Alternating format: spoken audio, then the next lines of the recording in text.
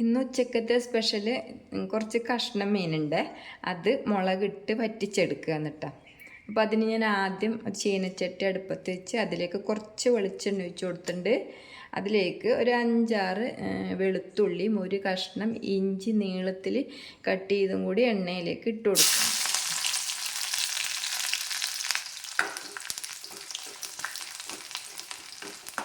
അപ്പോൾ എൻ്റെ എല്ലാ കൂട്ടുകാർക്കും കുഞ്ഞു വീഡിയോയിലേക്ക് സ്വാഗതം കേട്ടോ. നന്നായിട്ടൊന്ന് ഒപ്പിച്ചെടുക്കാം. ഇതിലേക്ക് ഞാൻ 5-6 ചെറിയ ഉള്ളിയും കൂടി ഇട്ട് കൊടുക്കണ്ടേ.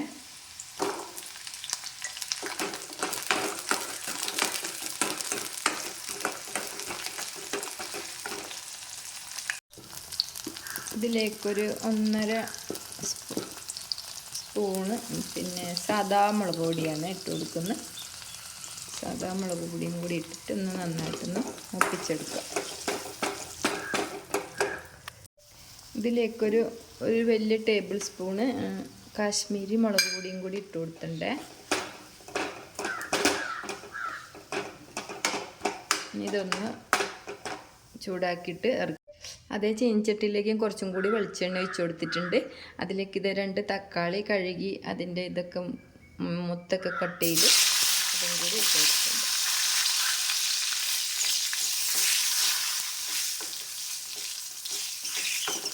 തക്കാളിൻ്റെ മേലത്തെ തൊലിയുടെ ഒക്കെ കളർ മാറുന്നവരെന്നത് എണ്ണയിലിട്ടൊന്ന് മൂപ്പിച്ചെടുക്കാം.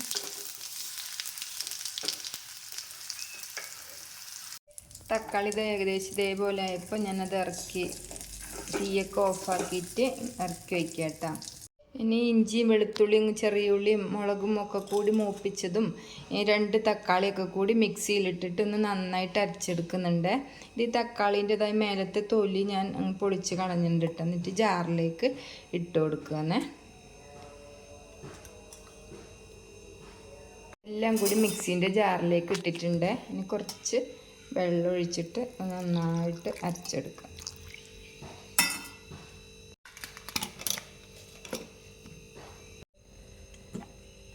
ഇത് നന്നായിട്ട് നല്ല ഇതായിട്ട് അരച്ചെടുത്തിട്ടുണ്ട് കേട്ടോ. അത് ഞാൻ ചട്ടിയിലേക്ക് ഒഴിച്ചു കൊടുക്കാം.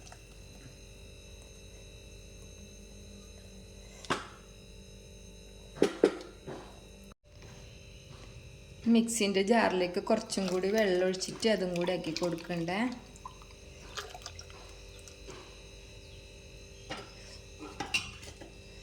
2-3 അല്ലി കൊടംപുളി നേരത്തെ കഴുകി വെള്ളത്തിലിട്ടിട്ടുണ്ടായിരുന്നു. അതും വെള്ളത്തോടൊക്കെ ഒഴിച്ചു കൊടുക്കുന്നുണ്ട്.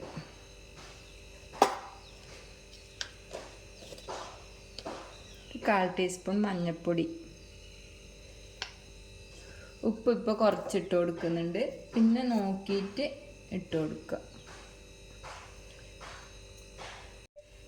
2 തണ്ട് കറിവേപ്പിൻ്റെ ഇലയും പിന്നെ ഒരു 2 പച്ചമുളക് നടുകയെ പൊളിച്ചതും കൂടി ഇട്ട് കൊടുത്തിട്ടുണ്ട്. ഇനി നന്നായിട്ടൊന്ന് ഇളക്കി കൊടുക്കാം.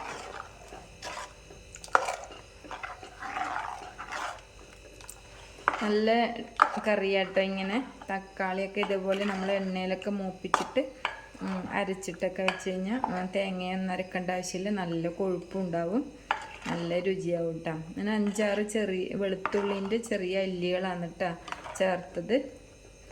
വീഡിയോ കാണുന്നതിൻ്റെ ഇടയിൽ ഇഷ്ടമായ എല്ലാവരും ലൈക്കും സബ്സ്ക്രൈബും കമൻറ്റൊക്കെ തരണം കേട്ടോ.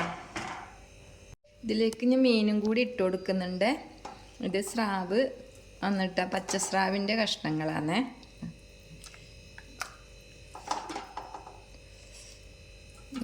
കറി തിളക്കുന്നതിന് മുന്നേ കഷ്ണങ്ങൾ ഇട്ട് കൊടുക്കുന്നുണ്ട്. ഇത് നല്ല കഷ്ണം മീനായ കാരണം പിന്നെ വെന്തൊടഞ്ഞൊന്നും പോവില്ല.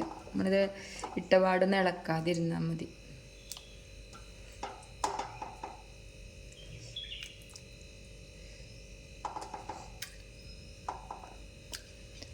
ഇനി ഇതൊന്ന് ഞാൻ അടച്ച് വെച്ചിട്ട് തീ കത്തിച്ചു കൊടുക്കാം. ഇതൊന്ന് തുറന്നു നോക്കട്ടാ. കറി നന്നായിട്ടൊന്ന് തിളച്ചിട്ടുണ്ട്. ഞാൻ കയ്യിലുപയോഗിച്ചിട്ടൊന്ന് ഇളക്കി കൊടുക്കാം.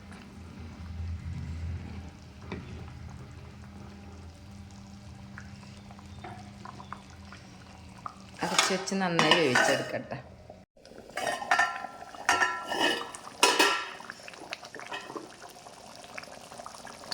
കൊടംപുളി ഇട്ട് വറ്റിച്ച സ്രാവ് മുളകിട്ട് വറ്റിച്ചതാണ് കേട്ടോ. സ്രാവ് കറിയൊക്കെ ഇവിടെ നന്നായിട്ട് കുറുകി വന്നിട്ടുണ്ടേ. അപ്പം ഞാനിത് ഇറക്കി വയ്ക്കുകയെന്ന്. ഞാനിതിൻ്റെ ഉപ്പും എരിവും പുളിയൊക്കെ ഒന്ന് ഇടയ്ക്ക് നോക്കിയിട്ടുണ്ട് കേട്ടോ. ഇനി ചെറിയ ഉള്ളി അരിഞ്ഞിട്ട് ഇതിനൊന്ന് വറവിട്ട് കൊടുക്കണം.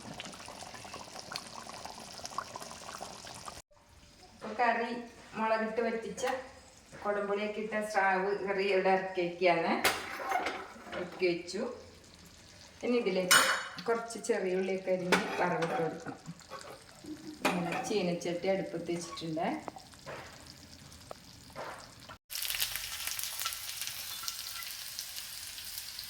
സ്രാവൊക്കെ കിട്ടുമ്പോൾ എല്ലാവരും ഇങ്ങനെയൊക്കെ കറി വെച്ച് നോക്കണേ. നല്ല രുചിയാണ്. ഇന്ന് നമ്മൾ വറുത്തരച്ച് വയ്ക്കുന്നതിനേക്കാളൊക്കെ തേങ്ങ കരിക്കുന്നതിനാണ് ഇടയ്ക്ക് ഇങ്ങനെയൊക്കെ വെച്ച് കൊടുക്കണം.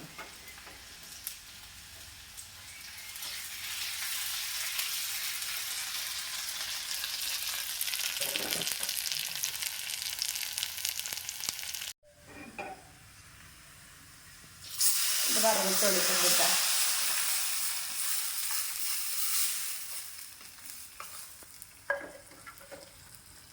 ഒരു 2 കറിവേപ്പിൻ്റെ തണ്ടും കൂടെയൊക്കെ ഇട്ട് 5 മിനിറ്റ് അടച്ച് വയ്ക്കുക. എന്നിട്ട് എടുക്കാം.